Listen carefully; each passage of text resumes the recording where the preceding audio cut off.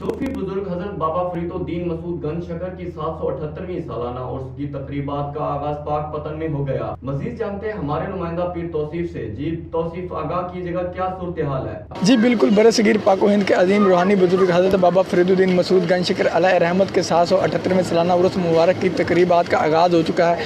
آج عرس کا تیسرا روزہ۔ اس موقع پر دیوان محدود مسعود چشتی نے قدیمی رسومات ادا کی اور اس کے بعد ختم خواجہ خواجگان پڑھا گیا اور زائرین کے لیے تبرکات کا بھی انتظام کیا گیا اور آخر میں ملک و قوم کی سلامتی کے لیے خصوصی دعائیں کی گئیں۔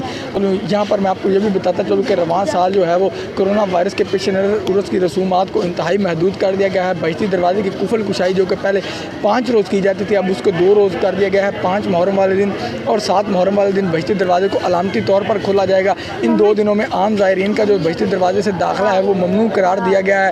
اگر میں سیکورٹی کے حوالے سے بات کروں تو یہاں پر ضلع انتظامیہ کی جانب سے سیکورٹی کے انتہائی فول پروف انتظامات کیے گئے ہیں۔ عام زائرین اور خاص زائرین کو مکمل سرچنگ کے بعد احاطہ دربار میں داخل ہونے دیا جا رہا ہے۔ جی بہت شکریہ تفصیلات سے آگاہ کرنے